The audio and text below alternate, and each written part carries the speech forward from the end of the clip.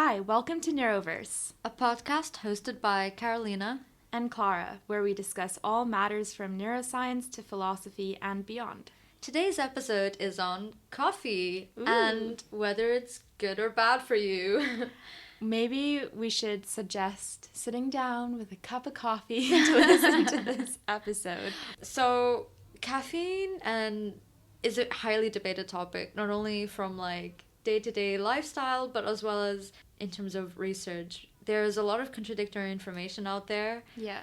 Just to give a bit of an overview, so caffeine absorption usually takes about 45 minutes, and when you consume a cup of coffee, it peaks around between 15 minutes to 2 hours, and caffeine can cross the blood-brain barrier, and caffeine has a half-life of around 3 to 6 hours. Which means that after 3 to 6 hours post-consumption, half of it is still left in your system. Mm-hmm.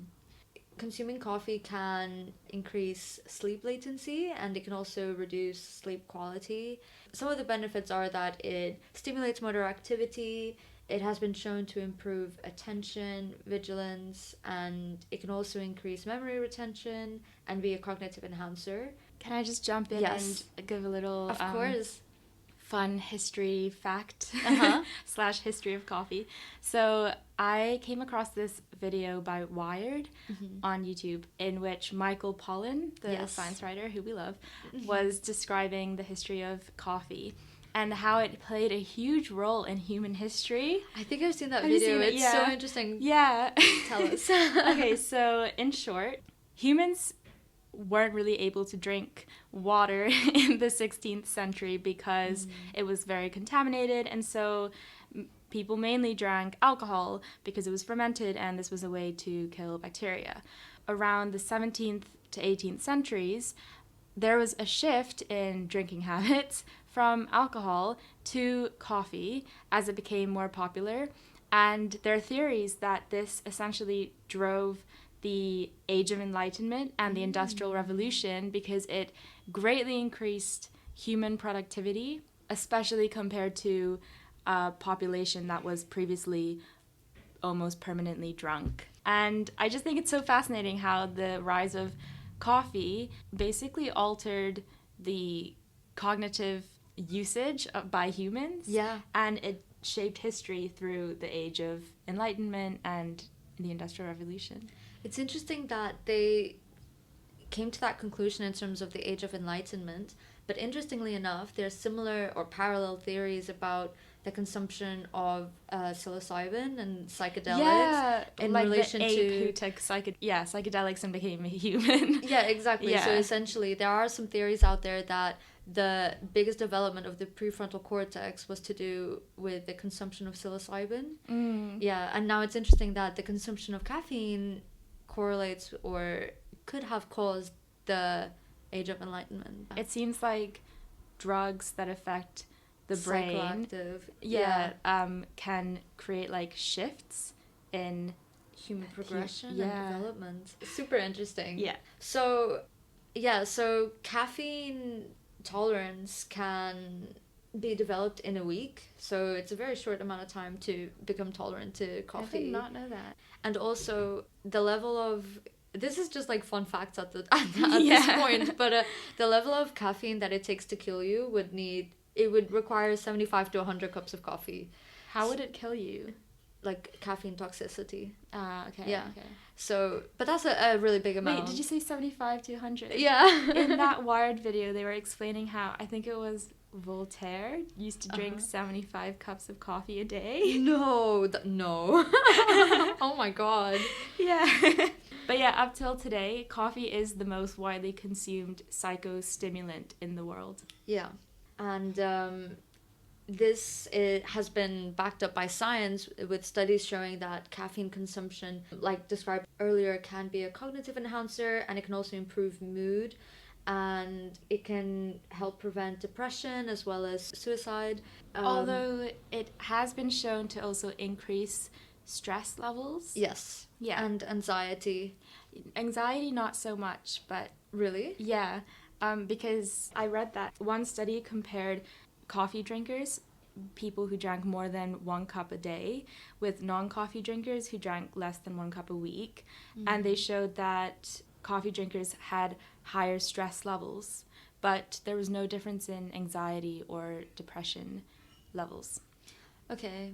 So this is what I mean about how there are so many different studies that say different things. Yeah. Like this study says that it helps prevent depression and suicide, whereas the study you just read out says that there's no difference in levels.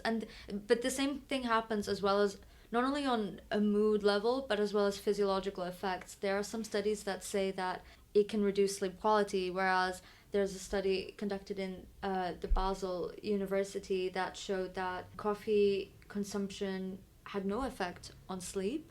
However, what it did... I thought it was pretty widely believed that it did have an effect. I know. Their results showed no effect on sleep, and they used slow wave activity to assess sleep and the quality of sleep. However, what they did notice, interestingly enough, is that there was an increase in gray matter, specifically in the medial temporal lobe. Which is where a lot of memory processes occur. Yeah. It's where the hippocampus is. Yeah. And so what they observed is that caffeine basically can attenuate synaptic activity and synaptic long-term potentials. And we know that sleep can be a type of recovery process for neurons, and they speculated that the energy uses while you were awake and that the caffeine intake also while you were awake caused a compromise in terms of the recovery process of sleep. So although the sleep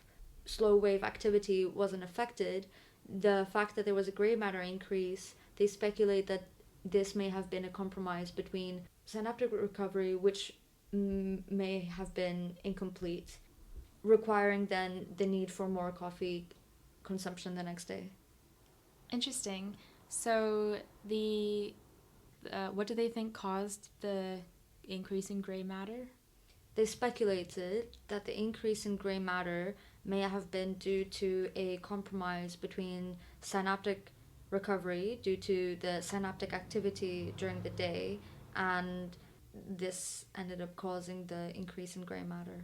But during the day, because there was less recovery during sleep. Yeah.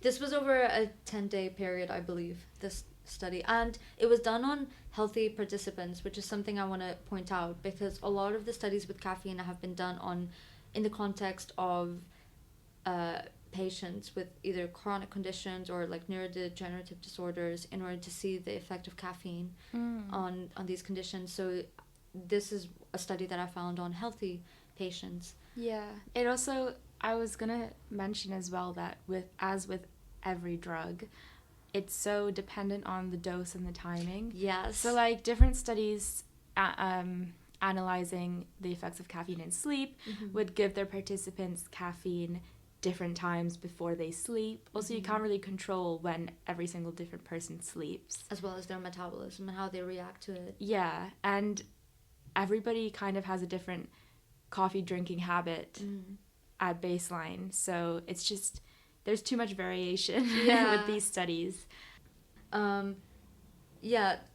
Studies with caffeine are particularly challenging for that reason, for the reason that caffeine has other biological active components which can play a role and manipulate or modify the conclusions. It's difficult to interpret the data. Yeah, also, so some studies actually give coffee to their participants, but some studies give just pure caffeine. Yes. Yeah. And like, so there has been evidence suggesting that chronic caffeine consumption reduces the risk of neurodegenerative disorders. But something else I came across was that like coffee can have effects on the gut, promoting bowel activity as well as diversifying the microbiome. But these effects are not because of the caffeine, they're because of other active molecules in the coffee bean. Yeah, other active molecules such as magnesium, potassium, vitamins. It also reduces oxidative stress and just like a bunch of Oh, other yeah, different phylanols and things. because coffee is a major source of antioxidants, just like tea.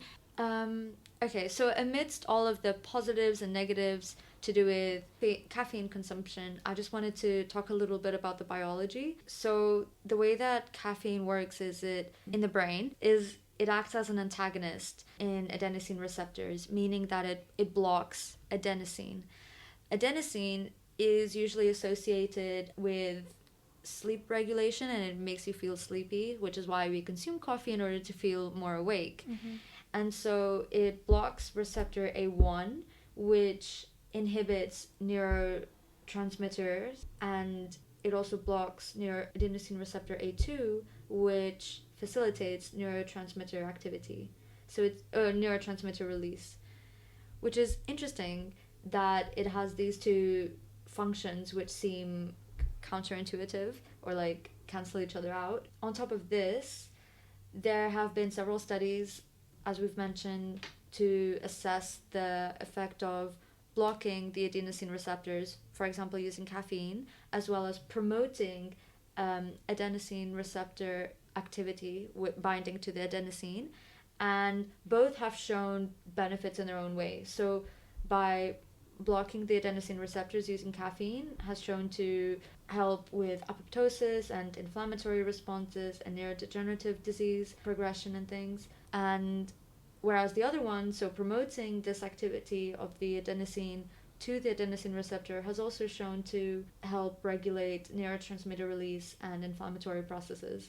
So as we've mentioned, not only from like a social level as well as like down to the molecular level, caffeine seems to have this bidirectional effect, which makes it really difficult to come to a conclusion as to whether or not it's healthy or unhealthy for you.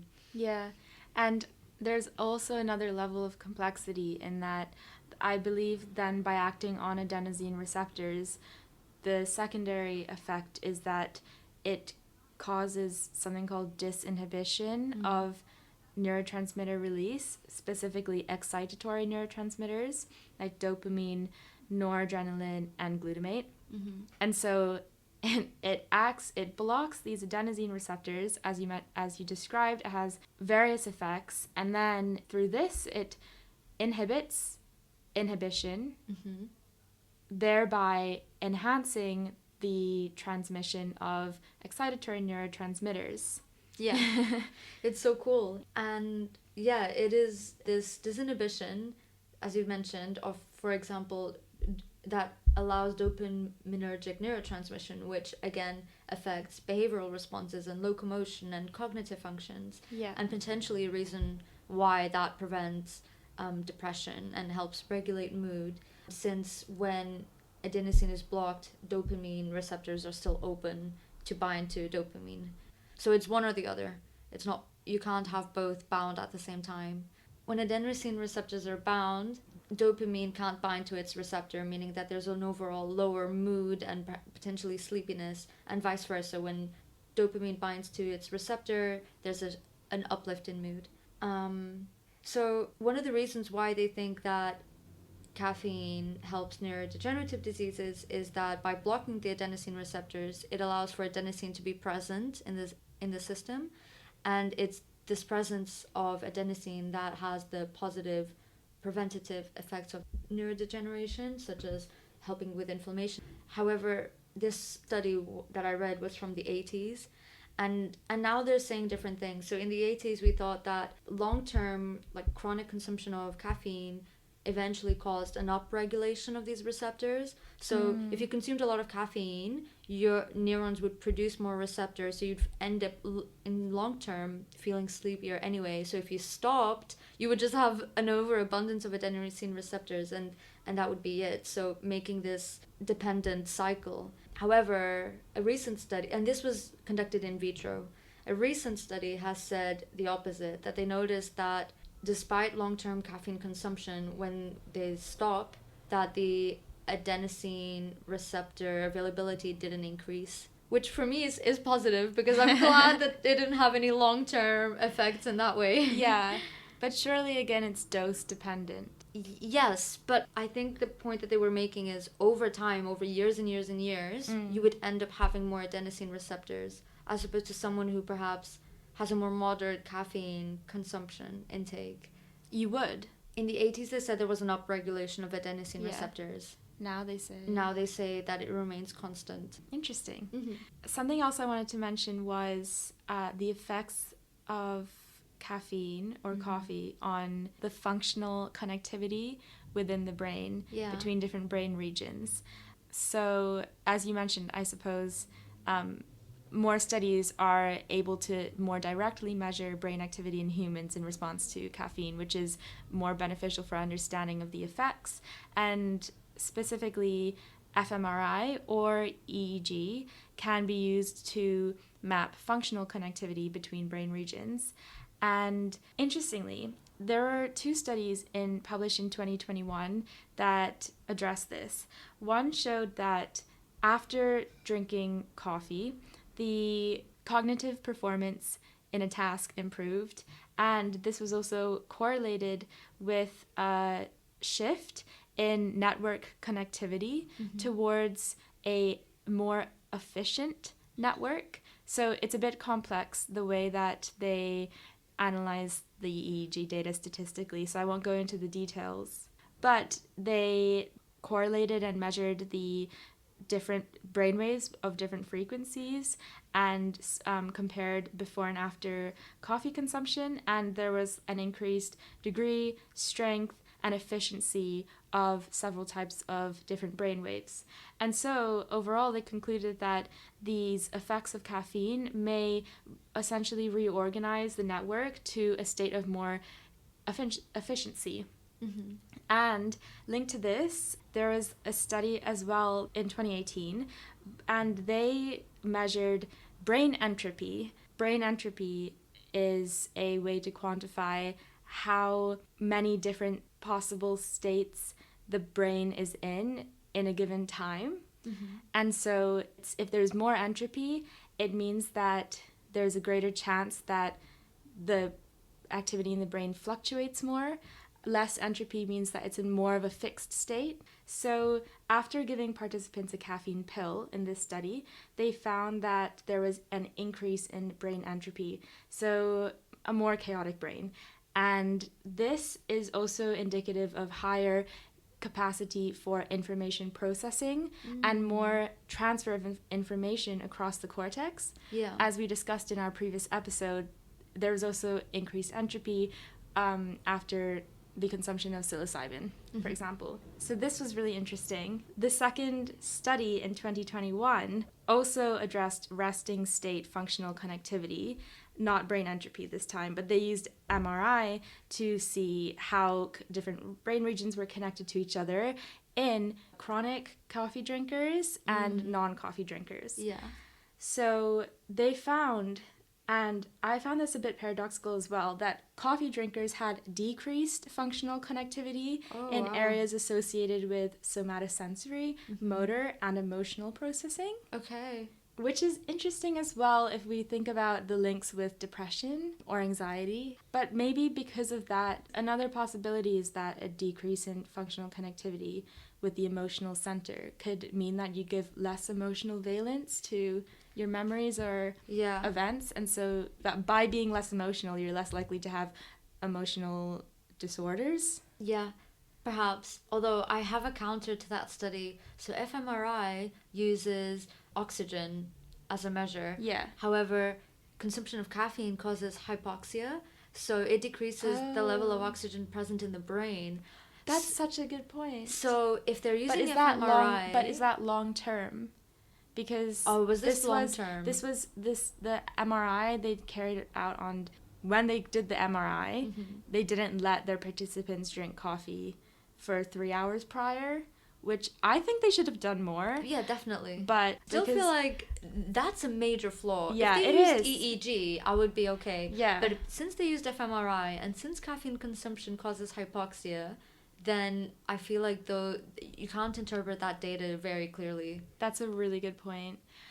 But the other main finding was sort of the opposite, that coffee drinkers did have a longer what they called lifetime of a dynamic state that involved a lot of older brain regions, subcortical brain areas, and the cerebellum, and the thalamus, which is critical for controlling cortical activity and higher cognitive functions as well, which means that they had basically more stable control of their brain activity.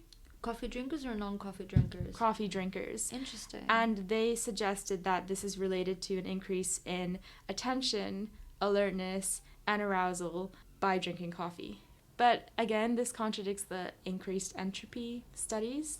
Saying that coffee increases brain entropy. Yeah. But then again, those studies are like the direct short-term effects of coffee. This is longer-term effect. Yeah, so to finish up, to conclude, so many studies are contradictory, and there are a lot of variables with caffeine consumption, not only due to the bidirectional molecular effect it has, as well as the fact that it contains other components as opposed to the caffeine, the xanthine molecule itself, which is, so methylxanthine is the caffeine name. And so it's very difficult to conclude whether it's good or bad for you. However, humans have been consuming it for years and years, and there are suggestions that it can help prevent neurodegenerative disorders. So in moderation, I feel like everything. Definitely. I think overall, my impression from the scientific evidence is that it generally can have many benefits if consumed regularly at low levels. Mm-hmm. Yeah. And I would also like to continue doing that. Yes.